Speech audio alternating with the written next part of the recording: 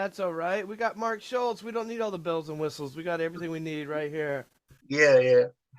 How you doing today? I'm so glad I could get a chance to talk with you. Yeah, thanks. I'm technologically, disabled, but at least we're seeing each other. Oh, it took me like at least a good half hour to tinker around to get mine set up too. So don't feel bad. Don't feel Yeah. bad. Oh, so you just got back from a motorcycle trip? How was that?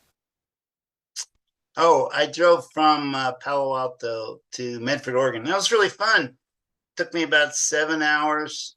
Stopped about 5 times. It's really fun. Did you meet Just any interesting people, or just kind of a um, solo thing? no, I mean, I met a couple people at like a rest stop or something. Uh, nothing eventful happened. No wipeouts or crashes. I Uh, almost I tell you one guy I thought was gonna crash though. You know what, we have this place called the Siskiyou Summit. It's the borderline between California and Oregon, uh, and it's a 6% downgrade for 4 miles, and it's really curvy. And I was, I don't have a lot of experience, and some guy just comes zooming by me, and he's weaving between the cars and going down this really steep. I'm like, man, this guy's gonna die. But apparently, I didn't see any grease spots on the road on my way down, so I guess he lived. yeah, he must have made it. He lived for today, but what about tomorrow? Yeah, Right? he's dead meat. uh, well, that's really actually hilarious. Here, worried about this guy taking chances when, like, I think you fought like in UFC, like just for fun, on like a day's notice, Yeah, when UFC was like really scary. Like we didn't know if people would die or not, and Mark was just like, yeah, "I'll do that." yeah. It was, yeah, it was it was the primordial days of the UFC. Only Yeah, two rules: no eye gouging and no biting. right. Actually, there was a third rule. They said if you're gonna wear shoes, you can't kick. Oh, So really? I had to wear shoes because my style requires traction, right? Hmm. Because I'm a wrestler. So I thought I would wear shoes and just not kick. And you can see in that fight, Gary was complaining that I'm trying to kick him, but I really wasn't. I was trying to Oh, feed really? him my leg to see if he would grab it, which he never did. He was smart enough not to do that. But Oh, that's wild.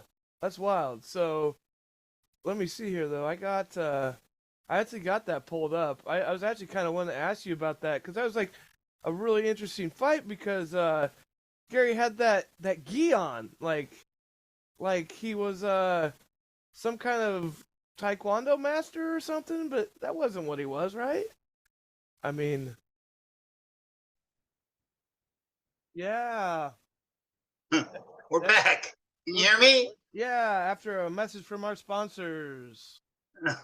Okay, okay. I don't know what's going on.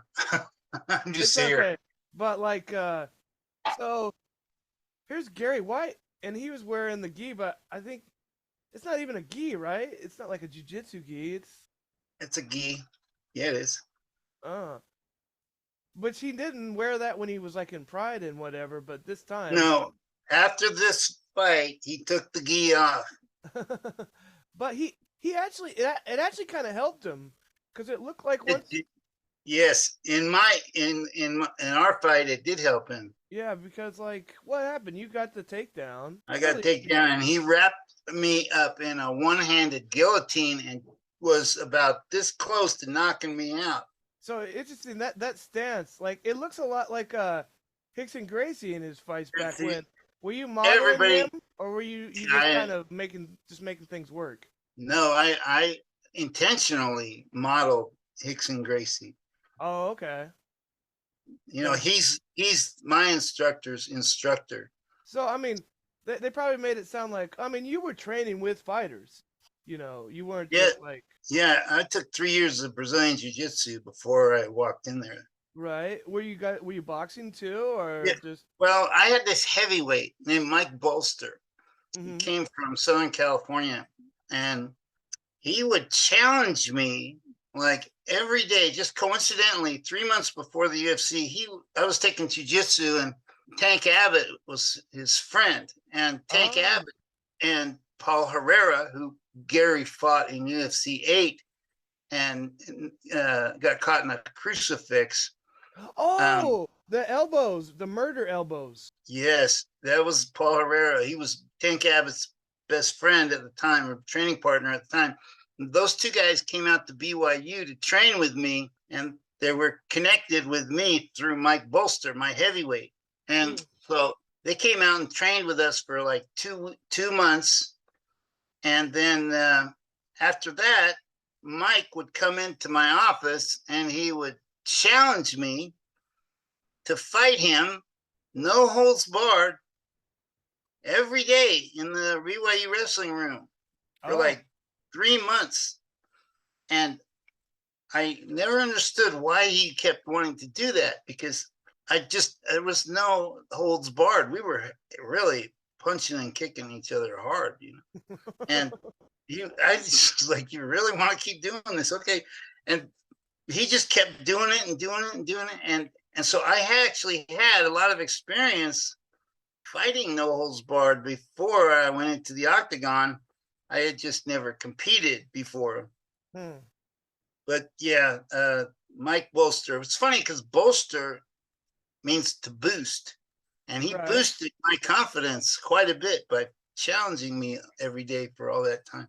Oh, okay. So not that's really interesting. So you weren't like, so I think a lot of people say, "Oh, well, I'm gonna get good at jujitsu, and then I'm gonna learn how to box." But you guys were just fighting, fighting. That's how you trained. Yeah, Pretty we much. had the wrestling background already, and I was teaching all the wrestlers on my BYU wrestling team jujitsu, Mm. and a bunch of my guys went on to become really good jujitsu guys. Mm. Um, uh, one guy won the World Grappling Championships, and we had a lot of tough guys. But yeah, I introduced BYU to that world, which I had never known about before until 1991 when I had that match with Hickson. But I think you mentioned before, like, thankfully you knew a little bit of judo, so you kind of had an idea what he was working on. Yeah, I didn't know much, but I did know enough to keep my chin down and my elbows in, because I did some judo with the U.S. Judo Association out in Colorado Springs with Leo White and those guys. Leo White is like the best judo guy ever, Mm. and he taught me a few things. And because of that, I was able to survive a lot longer than I would have had I not been Mm. trained a little bit in judo. Wow, I see. So did was Hickson like was he just like a lot to deal with at first, or did he kind of like weather the storm and then come back when you guys were Yeah, in the ring? yeah, that's he kind of weathered. See, I didn't know any submission holds, and I didn't know what was going to happen that day. Well, the story that I can tell you the whole story, but you can go watch it on Right. YouTube now. It's called Wrestling Demons: Mark Schultz's Ultimate Victory. The story of how I met Hickson and Pedro and Dave Beneteau, and you could just go watch that documentary. You don't have to listen to me tell the story again. No, You no, could no. just I was just wondering, like, when you were actually training, maybe it seems like maybe it's a while ago. Like, I just wondering, what was he trying to do? Was he trying to sweep you? Did he did he just concede to guard, or did he at least fight for the top position? he actually jumped into the guard. Okay, okay. So he didn't mess around. Did he know that you were like a gold medalist wrestler? Yes, because the guy that called me on the phone and tried to intimidate me, he said, "Is this Mark Schultz, Olympic wrestling champion?" I go, "Yeah." And he goes, "The best jiu-jitsu fighter in the world's in town. Do you want to fight him?" And he wouldn't tell me what the rules were. I asked him what the rules were. He wouldn't tell me. He said there were no rules, which was a bunch of BS. Oh, so He was just trying to intimidate me. you guys, he wasn't like doing palm strikes and stuff too. You guys were grappling. Just submission grappling. So that was just kind of like, maybe he would, but maybe that you just guys had like a gentlemanly agreement that way you weren't going to hit each other. Well, when I walked into the room, and this is all on the documentary, like I said, if you want to know the story of how that whole thing occurred, you can just watch the documentary. When I walked into the room the day of that, the guy called me on the phone. He said, "Is this Mark Scultz, Olympic wrestling champion?" I go, "Yeah." He goes, "The best jiu-jitsu fighter in the world's in town. Do you want to fight him?" Mm. And I go, "What are the rules?" And he said, "There are no rules." There are He was no trying to rules. intimidate me. Yeah. And I said, "I'm not gonna, I'm not gonna let anybody punk me." So I said, Right. "You tell them to meet me in the BYU wrestling room a week from Thursday because I had to go to the NCAA's, and we'll fight it out, commit a homicide, gouge each other's eyes out, bite each other's throats out, whatever we got to do to win." I'm not gonna back down from anybody. The So, day of the fight comes over, and I show up in the BYU wrestling room, and he goes, "What I do?" And I see Hickson, and he's scooting on his butt, and he's trying to hook the feet of Alan Albright, the head coach, my boss. And as soon as I walk in the room, he stands up and he comes over to me and he goes, "Are you the guy?" I go, "Yeah." "Are you the guy?" He goes, "Yeah." He goes, "What I do is when I fight is I punch and kick, elbow and knee." And so I was like, thank God there's no homicide today. So we went into the middle of the room and then we fight. And the documentary covers what happened after that. I see. Well, I was wondering, you said you didn't have any submissions, but I was watching these old clips of you, Mark, and it looks like I don't think you can do this nowadays, but it looked like you were doing like a kimura or like a sumigaeshi, like flip from the single leg. Let me see if I can find that. Oh, you're talking about when I broke the Turk's arm in the Olympics. Yeah. Yeah. Oh yeah, yeah. Right. Oh my Right God. there. That's it right there. Like. Rewind that about 10 times. All right. And the angle is kind of hard to see. Like I know, but see, like in judo, like you can kind of do this, but like if the arm comes out, I think you're not supposed to twist it. But if they like grab their wrist, you can use it to turn them. So when you're doing this, are you trying to rip their arm out? Or are you just trying to flip them? I'm trying to flip him. Mm-hmm. Oh my God, that looks so painful. But is this like something you kind of worked in the room, or was it just like something you came up with in the moment? I just came up with it in the moment. Okay, wow. And then I think you did this, but you did this again, right? In other matches? No, I've never done it before or since. Oh, really? I thought that was like your move. That's crazy. Wow. Well, I do this move a lot, but his head is always trapped into my chest. I've never done it with his head on the outside like that before. Okay, so yeah, here he's got like a high crotch. He's trying to get a high, or trying to. He's got a high crotch. Head on the outside, and you take his arm that has your leg and you wrap it up, and you can't see how you're grabbing it, but this is totally like a catch wrestling or judo. It's a double wrist lock. It's just kimura, double wrist lock. So was he like seriously hurt, or did he just kind of? Yeah, his elbow broke. Oh God! So this wasn't illegal at the time. Well, there was a lot of controversy over whether it was legal or illegal. And to tell you the truth, I think they came up with a rule that day to decide whether it was legal or illegal. The Mark Schultz rule. That's right. Everybody sets a precedent. I love that. Because yeah, I have that, and like I try to work the arm. I actually lost a judo match because I pulled the arm out and I was trying to turn him, but it twisted his arm back and he tapped out. And then, but I still lost because that was against the rules. But that's like 2018. Judo and wrestling, probably. The rule that they came up with at the Olympics, the day that I did this at the Olympics, was they said that if you take the arm beyond 90 degrees to 91 degrees, it's illegal. If it goes below 90 degrees, it's legal. I had never heard that before or since, to tell you the truth. Okay. So when was this? Was this 84 when you won the gold? Yes. So I actually lost that match. They disqualified me 8 hours later when they filed a protest. But they gave me the victory by fall right after it happened. And I was like, thank God I got the number one guy out of the tournament because he was ranked number one in the world. He won the European Championships. He beat all the Russians that boycotted the Olympics. Really? Wow. That's amazing. A lot of So, people, a lot of people disrespect the 1984 Olympic gold medal in wrestling because of the boycott. But what people don't realize is some of those weight classes were not diluted at all. And my brother's weight was one of them, and Barry Davis's weight was another, and my weight was another. We had the toughest guys in the world at our weight classes. It might not have had the depth, but it doesn't matter. Gold medal is the only thing that matters. I see. So, oh, so that all makes sense. One in 84, but Russia wasn't there. And Russia's obviously like the powerhouse of wrestling. Yeah, there's And, about 5 gold medals that were won at the 84 Olympics that probably would not have been won had the Russians not boycotted the 84 Olympics. I don't think it would have mattered in my case. It might have. I don't know. I shouldn't say that. It's kind of cocky to say that. But my brother was definitely the best wrestler in the world. He was 1983 world champion. And then the year after the Olympics, I'm the only 84 Olympic champion to win the 85 worlds, where the whole world's there. To say that I wouldn't win the Olympics if the boycott had not occurred, I don't know how much of a stretch that is, but I don't know. I've been pretty lucky. I believe in miracles. I believe in God. I think a lot of the stuff that happened to me because part of God's plan, I guess. I don't know.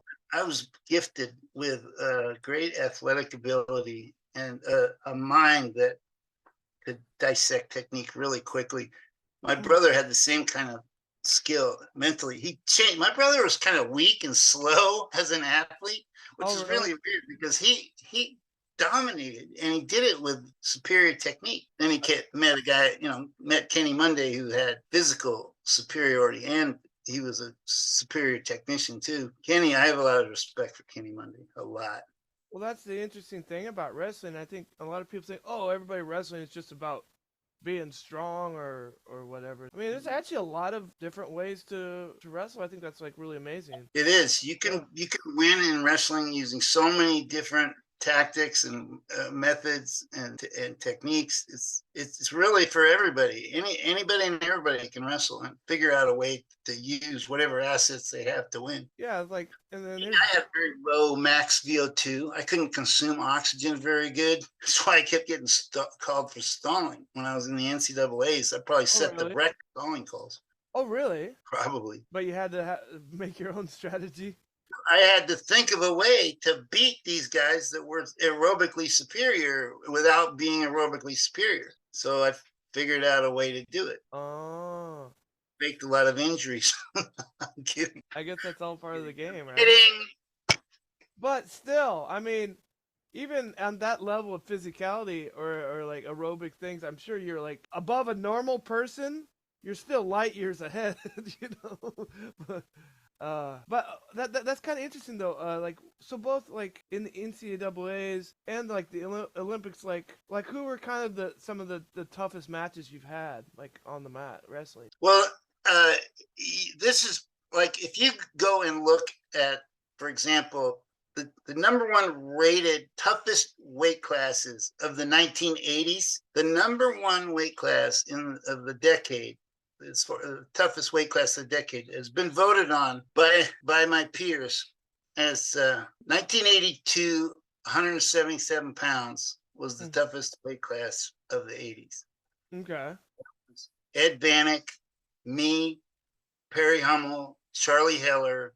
The number 5 toughest weight class of the 80s was 167, 1981. And that was my weight class where we had Mike Deanna, me, John Hanrahan, Perry Hummel, Reedy. They had national champion Matt Reese. It was a really tough weight class there too. And I couldn't believe, I mean, how it just seemed like these tough guys were just following me all over. Like it's just weird.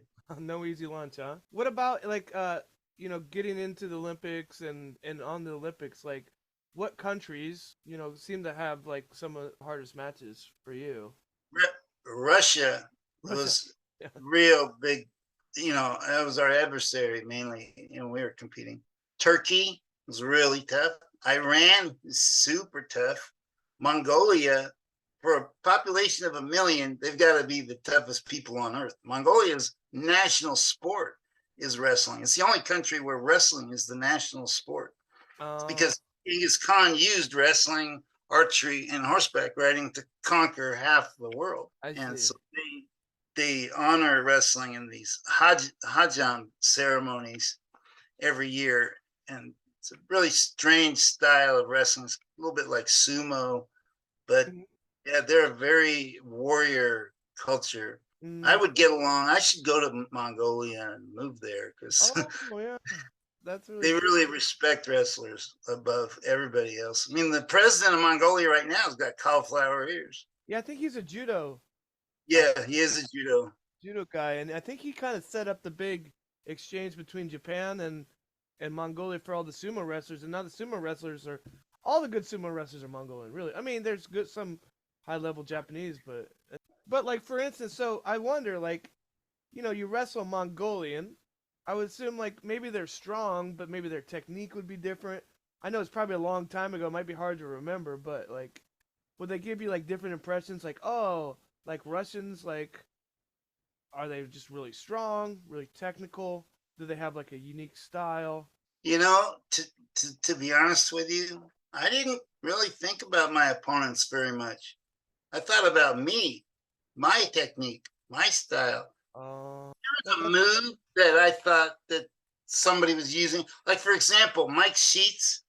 hmm Mike Sheets, uh, we're talking about how rules get made against you, yeah. Mike Sheets had a rule against him, and that's Okay. called the technical fall rule. The And when tech he fall. was the technical fall rule, yeah. In 1983, I believe, he outscored his opponents 68-3.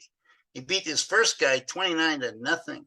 And so the next year, they implemented this rule that said if you get 15 points ahead, you win by technical fall. I call that the Mike Sheets rule. Well, he was the first American to beat me in 5 years in the United States. And what was the question? No, no, no. Actually, I think I was being too specific. You actually answered. It's like, oh, was there any technique or whatever that you remember? But Oh, right. you kind of have President. more a more winner's mindset. You're worried about what you're doing instead of That's right. instead of The only what they time, do. that's right. The only time I've ever watched what my opponent did was when Mike Sheets pinned me in 1988. I went into the 88 Olympic trials actually ranked second behind Mike, and I ended up beating him. But when he pinned me, I could not figure out how he got so much leverage on this leg ride he used. And it was the very first, and videotape had just been invented in 1982, I think it was. So, Really? Oh my yeah, God! Wow. yeah, So all the guys, you just had the word of mouth and try yeah, it. Yeah. Wow. yeah, all the guys that lived before 1982 and competed have never seen themselves wrestle. It's terrible. Uh, Anyway, uh, I saw how Sheets turned me over and pinned me, and then that was the only time. And I looked at that move very carefully, and I studied it, and I realized the reason that he got it on me was because he got my knee off the ground. So the next time I wrestled him, I glued my knees to the ground, and he couldn't do anything. amazing. That's the only time I've ever watched my opponent. Well, I mean, I just noticed like in Foxcatcher, there's this scene where you're talking with Dave about like, oh, every time maybe that's more like he was more the technician. He's like every time he does an arm spin, he's open for an arm spin, and I was like, oh my God, that's actually really cool. I want to try that in practice. And I was like, I don't know if like that's something that Dave actually said or if they did their research, but I was like, for some reason I remembered that like when they were talking to Channing Tatum in the movie.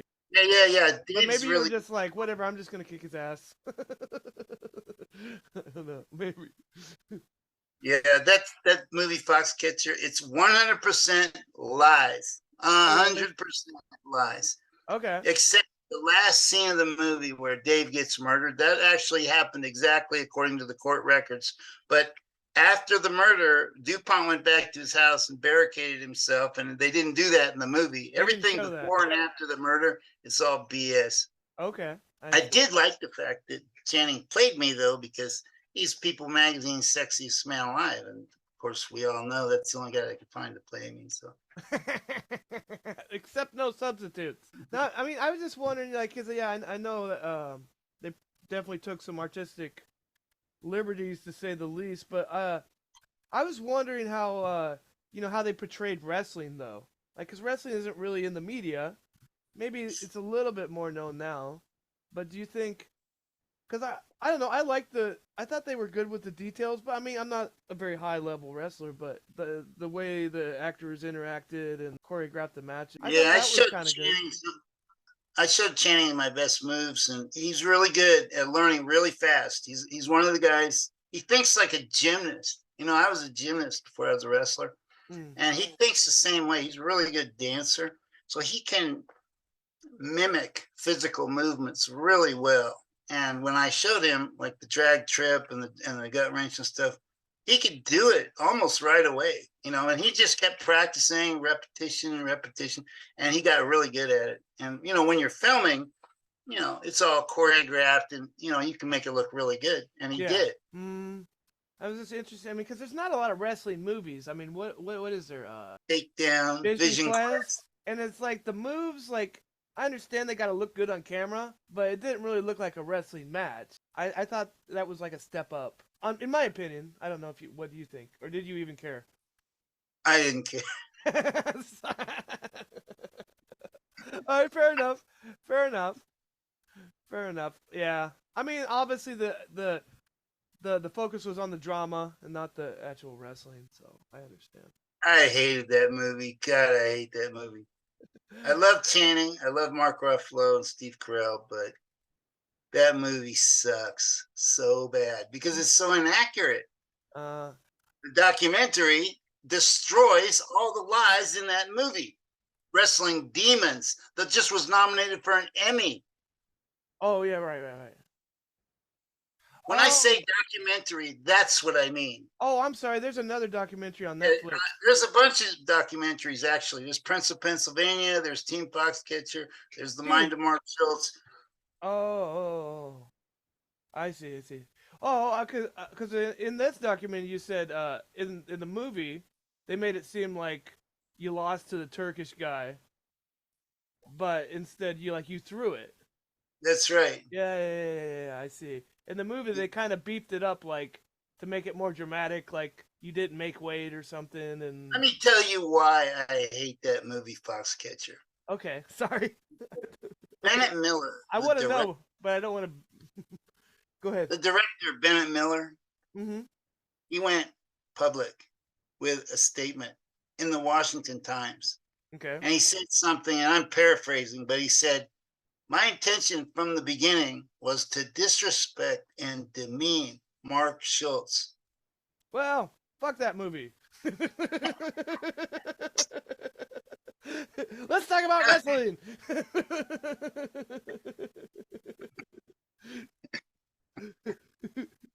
Worst movie ever. Okay, so.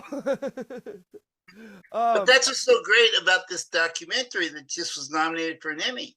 It's the true story, and it was nominated for Best Short Documentary, which means the story itself, the true story, is a great story and was nominated for an Emmy. It's so good, it was nominated for an Emmy. Was Foxcatcher nominated for Best Picture? I don't think so. I don't think a lot of people got it. Yeah. No, it was great, and I love Chell's such a great storyteller. Yes, you can't get anybody better than Chael to sell. Like, he should just talk about ice cream or whatever, but it's something he actually knows about, like wrestling. Like, he could sell, video games to a blind man or whatever, It's just the way he talks, I was so lucky that Chael was part of that. I really am grateful to him. He was so great in that thing. And so was Dave Beneteau, and so was Gary Goodrich, and so was Pedro Sauer. And the director of that movie, I love the director of that movie because his intention from the beginning was to tell the truth. And Mm. that's all I ever wanted. And finally got it. And he's the one, his name was Ben Chiliberti. I love that guy. God, I love him. I wanted to win so bad for him because he was so great. And I tried to make him as good as I could. And you know what else is great is Dana White's the executive producer. Okay. Yeah, and Dana, I love Dana. Yeah, he's so great. He he paid for my teeth and just he's great. Yeah, no, and I love the artwork too. The oh, Yeah, I thought they would get an Emmy nomination for best animation. yeah, I mean, what do we got here? I mean, it's just really cool. It kind of keeps you enthralled. Like I can just sit there and listen to the story with no pictures, but when you're going to a lay audience, it helps a lot to get the picture how the story Yeah. is. Now, Yeah. this podcast, your podcast, is the first podcast I've done since the Emmys. And there's something very coincidental about this Emmy category. It's best short documentary, or not best, but outstanding short documentary. And there's another documentary that's in the same category in the same year as mine, and it's called The Blood Sport, and it's about Carlton Hasselrig. Carlton Hasselrig is actually a great friend of mine, and he was my training partner at the University of Pittsburgh at Johnstown when I had a wrestling camp there. And he ended up being a three-time NCAA champion at heavyweight, and actually the six-time NCAA champion if you count Division II. But he was so great, and he went into the NFL without playing one down in college. And he walks on to the Pittsburgh Steelers and then becomes a Pro Bowler. But then he got CTE, and he suffered horrible effects of that, and he died at the age of 54. And I had heard rumors that he was into drugs and got thrown in jail. And what really happened though was the doctors couldn't help him. His brain damage was so bad they couldn't help him, and he was trying to cure himself.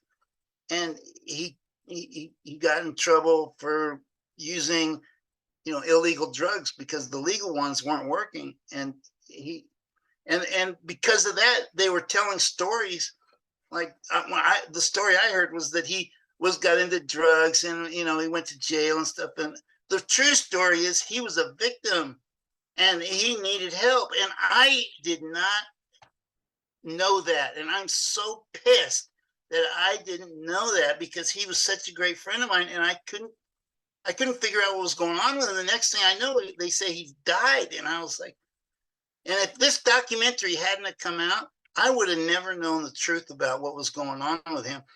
And his story's nominated for the exact same category in the exact same year as mine, which is really weird. And the guy that actually, there's another documentary in the same category about Jeremy Lin, who's the first Asian basketball superstar. And he went to my high school. Crazy. Oh, so there is a plan, huh? That's pretty That's why I good believe to in know. God. I think God talks to us through coincidence. Oh, That's just my opinion. I could be wrong. I'm probably wrong. I think that's a very strong. Uh, I think it's a very strong idea. I'd be inclined to believe that too. But sometimes it seems like all the coincidences are bad. Yeah. I don't know. Who's Yeah. that? But yeah, that's amazing though. Wow, I'm glad though that. No, I mean it's just a. Yeah. I quit the Mormon church, by the way. I used to be the head wrestling coach at BYU, and I joined the church. Okay. Half the reason I joined the church was to get the job at BYU. I got to be honest about that. Okay. So, Okay. but I did baptize my son, so Uh-huh. that proves that I believed it. However, I found out recently that it's all BS. The Oh, whole thing. really? Joseph Smith is a lying scumbag. The Book of Mormon is all plagiarized fiction. The book of the Doctrine all fiction. The Uh, Book of Abraham, the Book of Moses, it's all fiction. well, I have some Mormon friends, Mark, and I don't know I don't know anybody more nice and capable people Yes, they're than, the and I don't want to say, because my friend is my friend. He is who he is, not because he's Mormon, but all, he's just such an amazing person. I don't know too many people like him, Mormons. you know. They're great. Mormons are my favorite people. They really are. I what it the fact that it's almost like I don't know how to explain it. It's kind of like they stopped growing. It's like their innocence stopped at the sixth grade and they're just stuck there like the rest of their life. It's funny because there's great people there. My wrestling team, they're the most moral kids I've ever met in my entire life, and they were so intelligent. They were the number one academic team in the nation 3 times at BYU. My teams were, and they were the best kids. They just, they didn't drink, they didn't smoke, they were clean, dry, sober as you can get, and they were very hardworking, very smart, and I love the Mormon people. I hate the church and I hate the leaders because they lie to the rank and file members, but I love the Mormon people. They're great people. Oh, wow. Wow. You get so much inside information, my head is going to explode. Wow. I feel like I know so much more about the world now. I wake up tomorrow a different person. Well, you know what? The Mormon church controlled a huge part, about 1/5 the United States. When Brigham Young took the Saints west, he moved out of the United States to Salt Lake City, Mexico. And then the next year, the United States had a war with Mexico and took that land and all the other states west of Salt Lake City. And Brigham Young sent out settlers all over the Great Basin. And he had settlers going from Southern California, Pacific Ocean, to the Rocky Mountains, and then as far as Idaho, and then as far down as New Mexico, even into Mexico.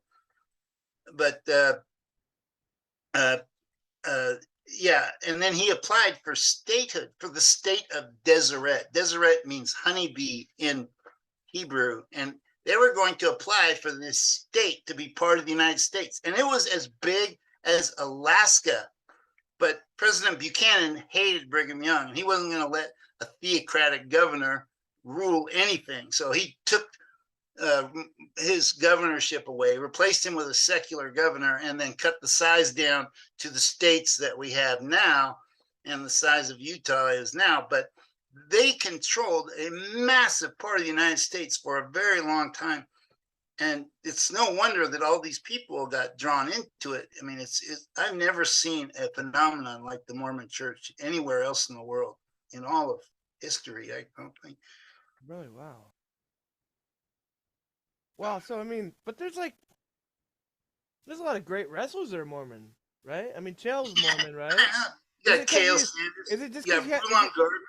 is it because you have so many brothers to like, by Yes, the and time that, I mean, I'm not trying to stereotype, but if I had like 7 brothers, that's a freaking team. yes, exactly. That's a team. You don't have You're to right. go They're to the net wrestling room. yeah, they're wrestling on the living room carpet and everything. It's a Mormon. It's wrestling is like made for the Mormons. Oh, but actually, that makes me think of a really interesting thing, though. You know, folk style wrestling, right? Why is in America? Do you have an opinion about this? How come why just America are wrestling, or at least academic Oh, wrestling, is completely different than the rest of the world? Do you have yeah. any opinions on that? I think the reason we have folk style wrestling is because some of our wrestlers went to the Olympics back in the early days and they couldn't understand the scoring. They didn't give points. and they would just raise the flag of who they thought was the winner at the end. And the wrestlers in the United States didn't think that was fair. So they came back to the United States, created their own style, and that became folk style or collegiate style. And Oh, uh, it's, I think that it's actually, when it comes to learning how to fight on the street, I think folk style is closer to a real fight because they've got riding and escaping, where freestyle doesn't. I see. Well, yeah, I mean, because it's like, yeah, you can gut wrench somebody, and it's just like, oh, why? I mean, it looks cool. It looks cool. It's like, but you wind up in the same position. But I just wonder, it's like the whole world was like, hey, look at me, I'm stronger. It seems like, when the two clans meet and they're gonna go to war, but people have to see like I'm bigger, I'm stronger, I win because your feet went like this. Because normal people don't know, right? Yeah. But honestly, I think folk style is probably better. But it's like a lot of times, like the goal is just to control somebody, right? You control them, they can't do anything. That's a win. But might not be the most exciting thing to watch. I don't know. Well, I was better. I felt, well, I don't know if I was better at collegiate than I was at freestyle. I won 3 NCAA titles. I was the NCAA outstanding wrestler, and I won 4 U.S. Open titles, the Olympics, and 2 Worlds. I was never voted the outstanding wrestler of any U.S. Open tournament or anything. My brother, however, was voted outstanding wrestler 4 times. He won the U.S. Open like 8 times, and I think he won it twice also in Greco. So he's like Oh, he 10-time did US. Greco too. Wow. Yeah. Wow. I have a much stronger upper body, and it takes a strong upper body to control somebody on the mat. And Dave was better at turning and throwing, and so he favored freestyle over collegiate. He actually gave away a year of eligibility in college because he didn't care about wrestling collegiate. So when we transferred from UCLA to Oklahoma, he actually lost a year of eligibility because he already transferred once from Oklahoma State to UCLA. And I then redshirted. So I didn't lose any eligibility, but that'll tell you how much of a priority Dave gave to collegiate style compared to freestyle. Well, he wanted the gold, right? I mean, he wanted to go to the Olympics. Yeah, I don't think he cared about collegiate style as much as I did. I Oh, I I really, I don't know why. I faced a lot of adversity in college, a lot. I mean, on and off the mat, and it was, it was.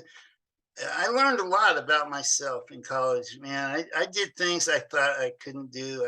I didn't know if I could do it, and it was definitely a learning experience. mm, wow. I mean, when I first got to Oklahoma, the first day of practice, Coach Abel takes us around this duck pond and runs us around it. It's 107 degrees out in Oklahoma. It's like 98% humidity. And we're like running on the surface of the sun. And I'm thinking, what the hell? How am I going to get through 4 years of this? It was so painful, so hot. And I was so exhausted. I was just like, and it's just, we start off with like 70 guys on the team, and we end up with like 12 at the end of the year. 12 on the college Yeah. team. Wow. Well, I mean, how was that? I mean, was it just kind of like, the best will stay in, or was there like, I mean, the coach, there's still like a support, right? You guys want to make each other better. You're not just beating each other up, or was it just like, just get the people that really, really have the grit, and then you could build each other up. It's not like cutthroat. It's just Oh hard. yeah, it is. Is it? Is it? Abel, oh yeah, Abel is the most cutthroat coach in the country. This is what he does. He packs the room with everybody. He doesn't care who they are. He just packs the room with as many people as possible and lets them beat the shit out of each other. And whoever comes out on top is pretty good. Well, is that good coaching, or is that just like being a dictator? Work with for me, so I can't. He was a good coach for me. I see. I see. Wow. lot of people don't like him. I do. I think Well, he's you're great. yeah. Oh wow. Well, I mean, I think that's an interesting thing though. Well, I mean, I hear they're gonna do things like in NCAA, like maybe instituting like a 3 point feet to back or something because 3 point what? like if you go feet to back, somewhat a little bit more like The back. Oh, yeah, if you get okay. feet to back, because like in freestyle, even if you don't take them down, if you can set them down on their back, they roll over. Even if they get back up, that's still like 4 points. You can rack up a lot of points. But like, there's not really much of an incentive to throw in collegiate. Is this true? That's what I thought. Well, I can only speak from my own experience. And you know what's weird is my match, like for example, with Ed Bannock in the finals in 1982, we're standing straight up. We're locking each other up in upper body ties, in like we're in a Greco match, and we're standing straight up. I've never seen two guys locked up like that, standing straight up with both guys ready to throw. And it. I came out on top 2 out of 3 of those situations, luckily, and Mm, that's how I beat him. But it was very different than most collegiate matches that you see.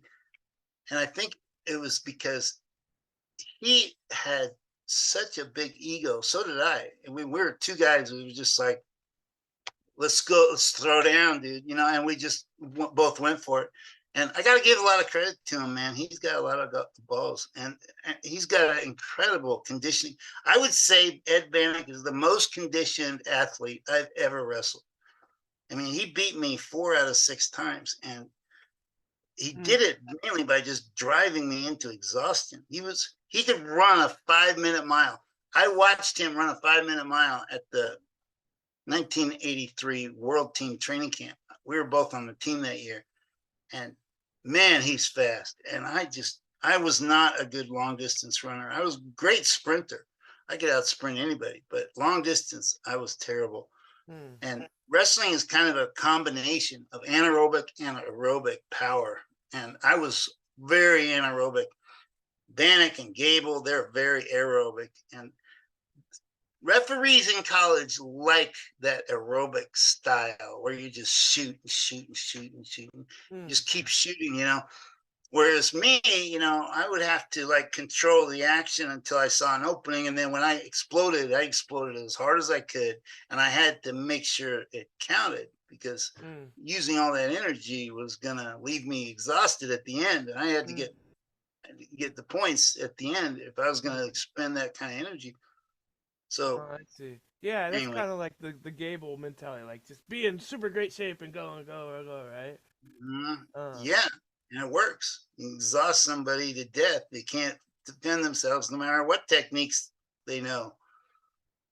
I get yeah, that's what it seems like though in freestyle, it seems like people lean forward more though, like maybe because they're trying to push or something like In freestyle, yeah, international. It seems like more leaning forward, right? Or I guess it depends on the wrestler.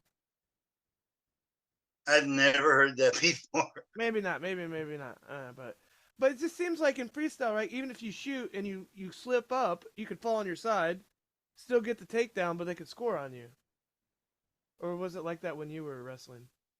Well, this is why we have collegiate style because these freestyle rules, if let's say, for example, America switched to freestyle, Mm, now we are subject to a world governing body. Whereas before, we controlled ourselves. Well, mm. who wants to subject themselves to somebody else and put them in power when we have our own style? We don't need them. I see. I see. Well, I believe women's collegiate wrestling is freestyle. Is that right? Yes. Yeah. And the reason is because there's not that many women. So what they're trying to do, I think, I could be wrong, but I think they're trying to draw in as many women uh, to wrestle from freestyle because there's all these freestyle tournaments in the off season, and putting together a collegiate season for a women's team, it's kind of hard because there's not that many teams. There's not that many women. Mm. And, wrestling has been kind of trying to move women into the sport to try to even out the Title IX numbers. Oh, yeah. But it's just not. They've done a little. They've created a significant number of women's teams, but it's just not a sport for women. I mean, in general, there's a lot of women that like it, but most women don't. Most people don't. Most people don't, It's hard. especially. It's hard. I am not an advocate of women wrestling men because men can't win. You pin a guy, you pin a woman in 10 seconds. It's like, what's the matter, you pussy? You can pin her in 9. You can't win. Yeah. I like women's judo, though. There's a powerful women's judo team. Women's judo can be kind of more interesting, right? Because once guys get a grip, that's kind of it. That's the grip for until the referee stops. But yeah, female fighters is like they'll break and they'll it seems like they're active and they take more chances. In my opinion, when I watch female judo, sometimes it's even more exciting than men. It seems like the men are trying to be very, very careful. In my opinion. I really like judo. I love the takedowns. I love watching judo highlights and stuff. See, that's one thing Brazilian jiu-jitsu needs to add to their repertoire is these judo takedowns. Because when you fight somebody, most of the time, I mean, if real martial art is going to be effective, it's got to be effective on hard surfaces, on the street, on the floor, because that's a very, the ground is hard in most places. You're not going to have mats where you're fighting usually. So if you can get somebody's head like right next to the ground, all you have to do is smash their head into the ground and the fight's over. Well, that's a weapon. The ground is a weapon. If you can get their head, 2 inches from the ground. That's why wrestling is so valuable, because you're going to end up on top in wrestling. There's no Baron Bolo in the parking lot.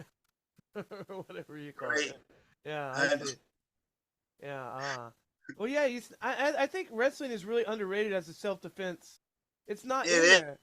It's terribly underrated. But I see on TikTok, people are doing like a whizzer, and people are like, "Oh my God, what's this secret move that you're breaking people's arms with?" Like, it's a whizzer. We learned it in high school.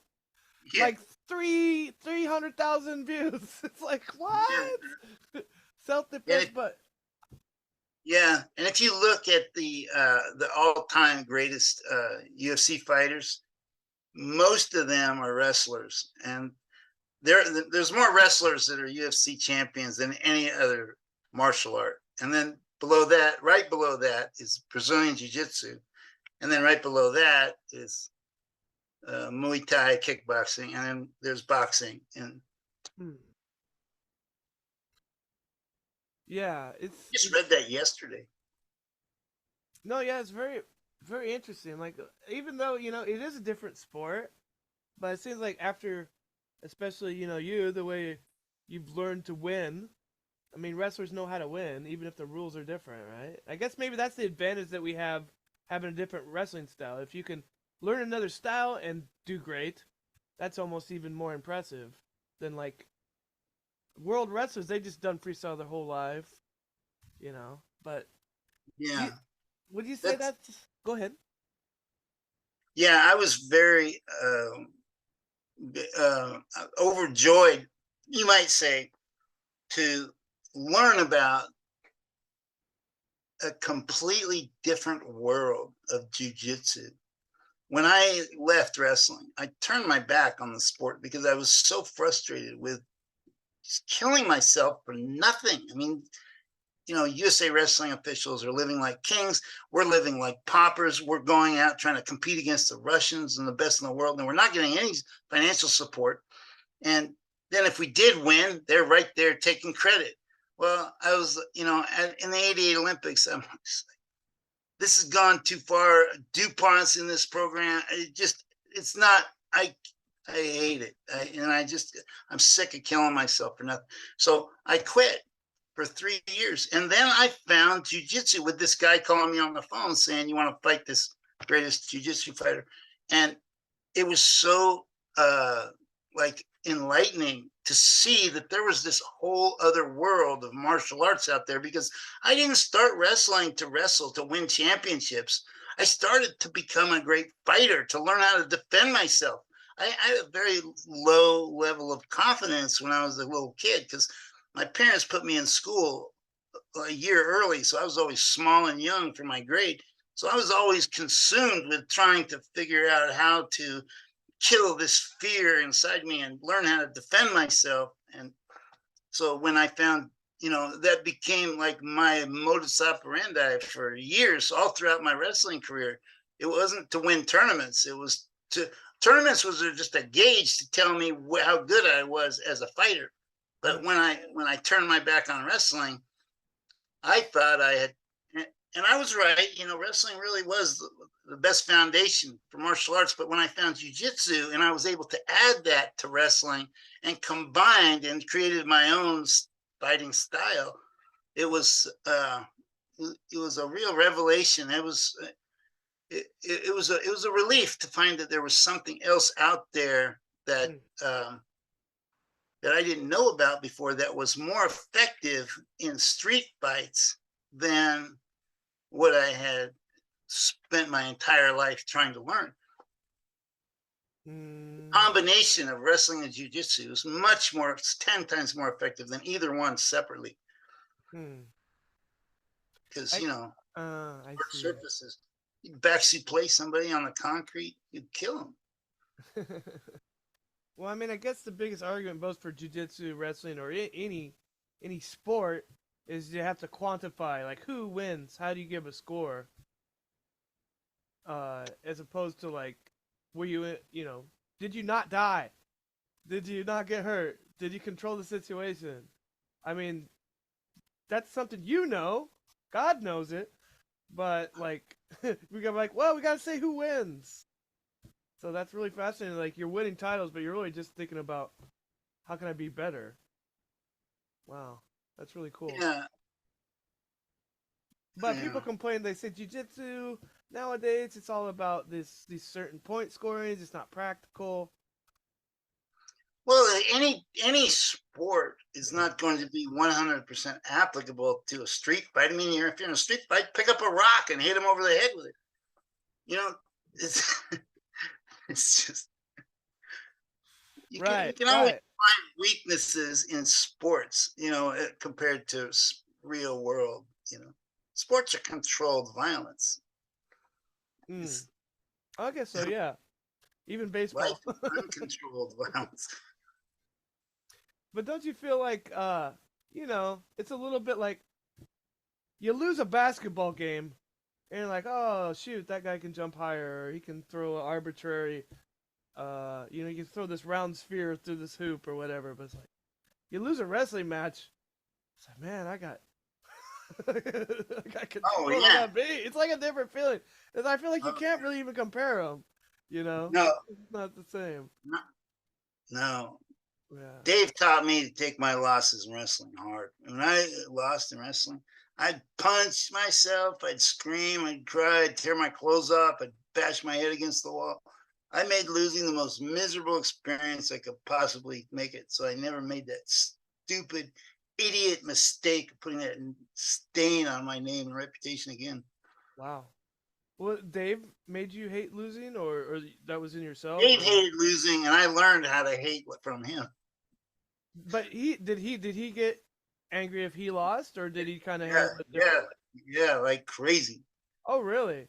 Because all the videos, he just seems like the nicest guy. Oh yeah. Oh yeah. It's all BS. Oh, really? Okay. I think like he's smart. Like he knew, like you can't put on the warrior face with everybody. You got to smile. Kiss the baby, shake some hands, and then murder, then beat him up. Yeah, he's like a saint. He walks onto the mat. And he's like Satan incarnate. Saint or Satan? Which one? Satan. Satan. Okay. Yes, he's like. Yes, he had every time he threw legs on me, I could have swore it was illegal. Is it? No, No. but it was so painful because he's breaking my back. Mm. That's why my back's so screwed up. Uh, I'm trying to keep from getting turned, and he's like, "You really want to keep from getting turned? I'll break your back." uh. Well, that's the interesting thing, like about wrestling is like all you have to do is like, okay, I'm gonna roll over. I'm like, it's not a submission. It's like a Right. submission in the context, right? It's like you can always roll over. It's okay. You're like, no. Okay, I might roll over. I'm not a champion, Mark. I'm sorry. I'm gonna roll over.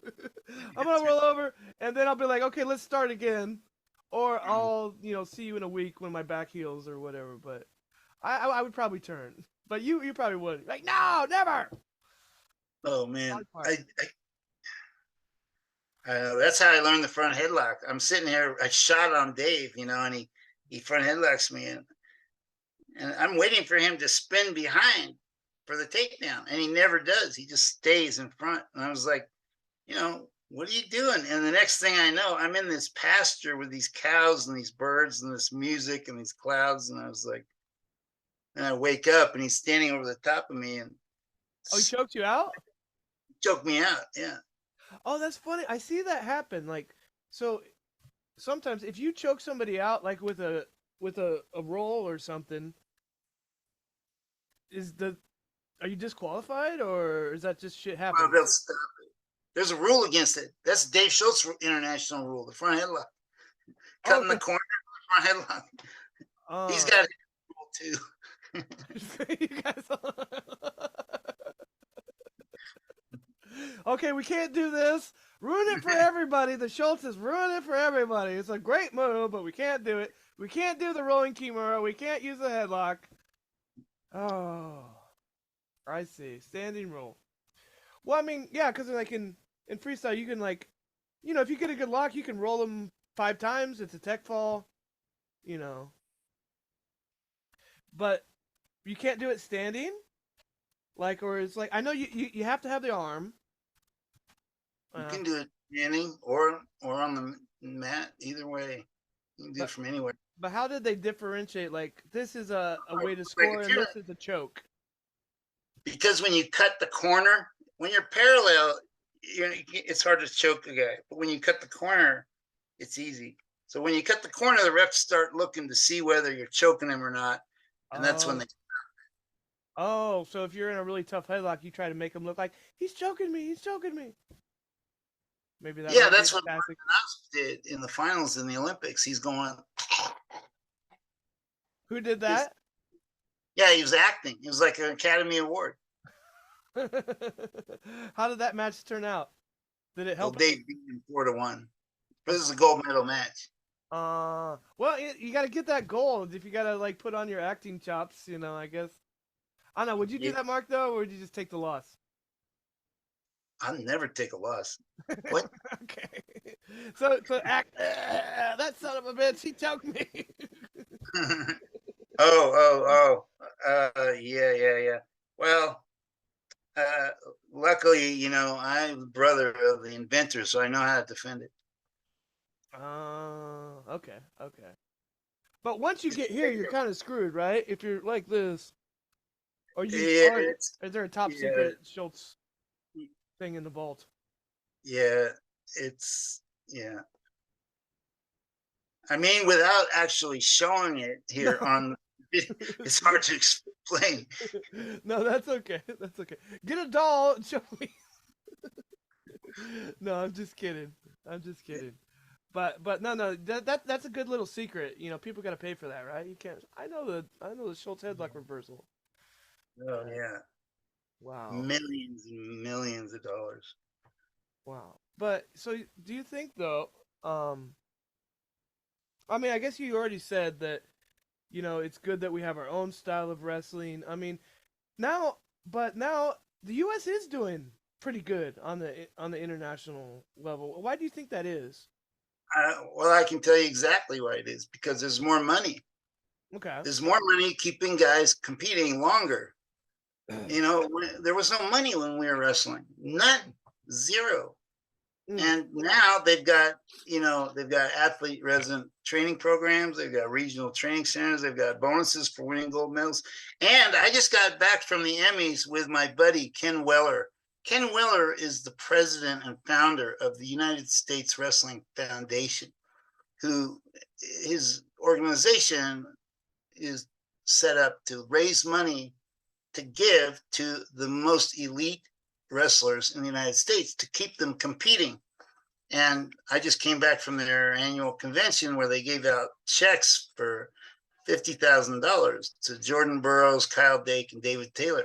That's going to keep them competing a lot longer if they can financially survive. That's why I left. I couldn't financially survive unless I was willing to put up with the BS from that idiot DuPont, and I wasn't willing to do it. So that's why they're getting better. I see. Wow. So even though we have a different like discipline starting off, like it's still like, do you think it's like a advantage or a disadvantage? Like, because we have to learn a different style. Americans, that being we. I don't think there's any disadvantage to having our collegiate style. None. Really? And when I switched from freestyle to collegiate, I just wrestled under the rules of freestyle or collegiate. Simple as that. Hmm. The idea that collegiate style hurts our international because it's a different style, I didn't find that to be the case. Not with me, anyway. Oh, I see. I mean, like I even saw an interview with Gable. Like he didn't know that like doing Granby rolls was a score, Mm. stuff like that, you know. But Well, Gables doesn't know much about wrestling anyway. So. oh really? Oh really? Okay. Do tell. Do No, tell. I'm kidding. What does that guy know? Um, Yeah, the amateur. Amateurs. I'm gonna edit this part out. They I'm gonna edit this part need out. I'm to gonna feel like remove, what's that? they need to remove that word amateur from wrestling because there's professional wrestling, which is fake, and then there's amateur wrestling, which is real. It's Olympic and NCAA. That makes no sense. That amateur is a lower class word or means a lower class of an athlete than a professional. It doesn't make any sense. In wrestling, it's backwards. Hmm. Yeah. But it's true. Wrestlers at the world class level in freestyle and collegiate, they don't make any money so they're not professionals. They're poverty stricken. That's what they should have instead of amateur. They should change the name to. But doesn't that make it though?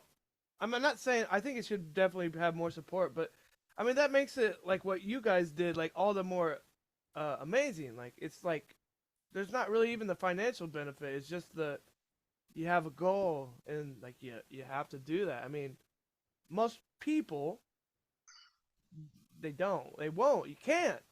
You know, life happens, and you need to be supported. Like, what are you gonna work at Dick's Sporting Goods and train for a title? Yeah.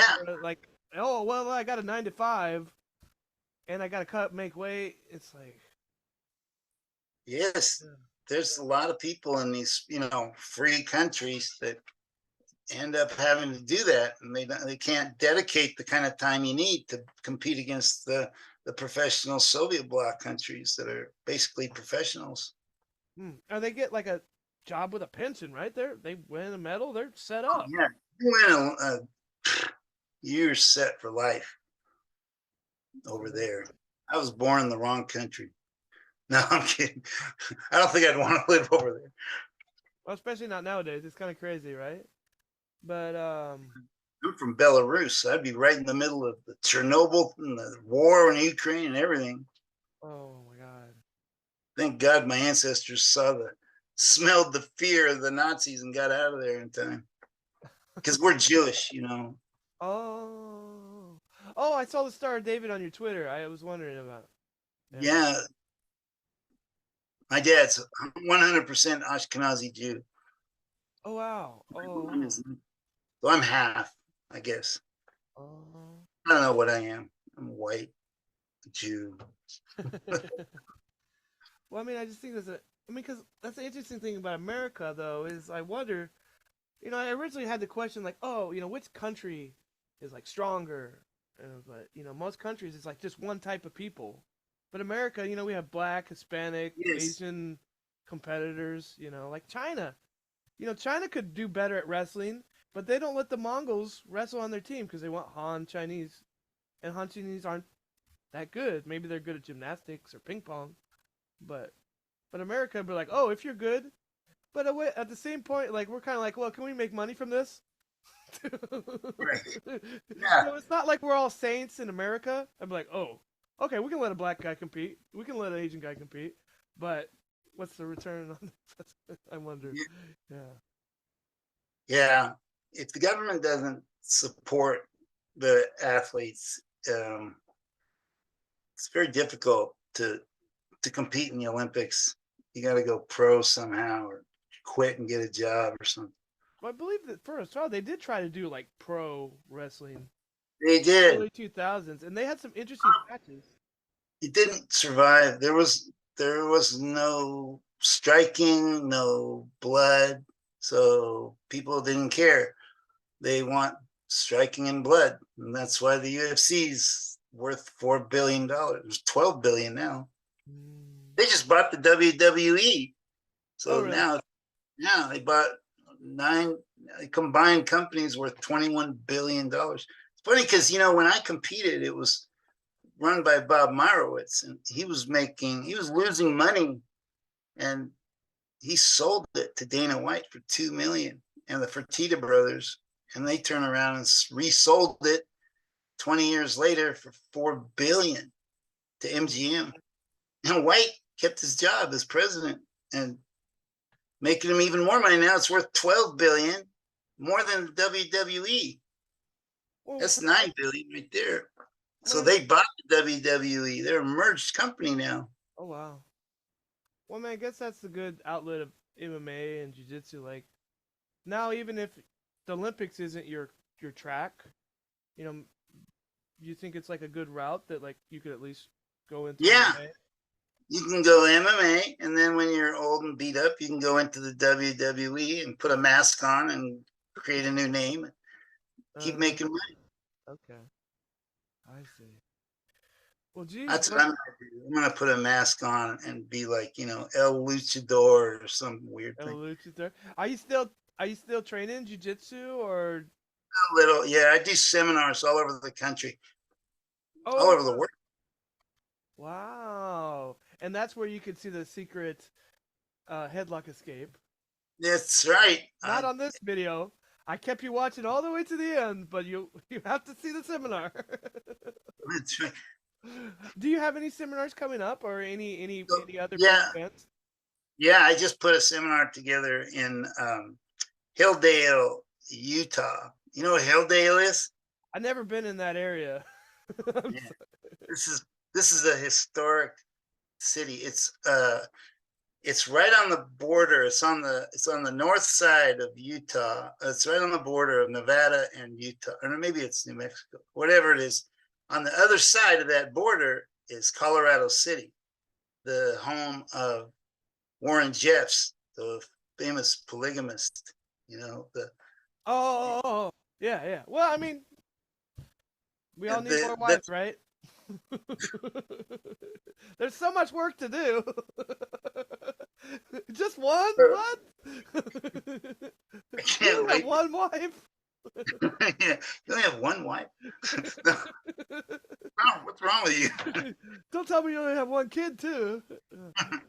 No, I know. I was going through there on Google Maps, and you can tell this is a polygamous town because the houses are really big.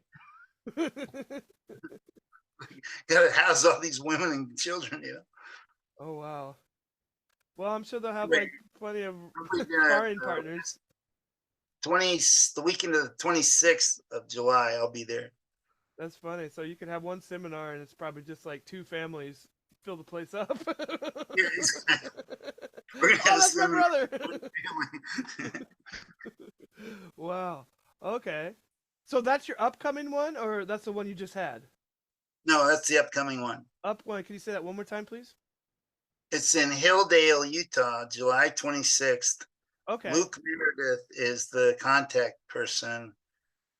If you want to get a hold of me to find out more about that, you can go to my Facebook page, which is MS Grappling. You can go to my Twitter page, which is Mark Schultze with a Y. That's my name with a Y. Mm. Or you can go to my Instagram page, which is Mark P. Schultz.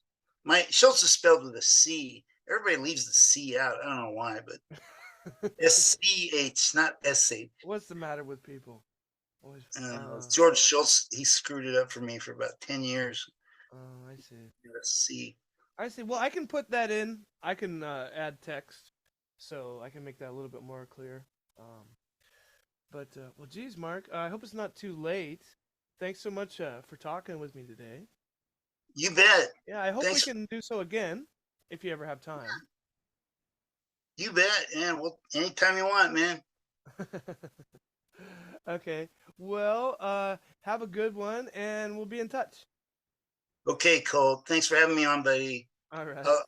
Hope to come back someday. Take care.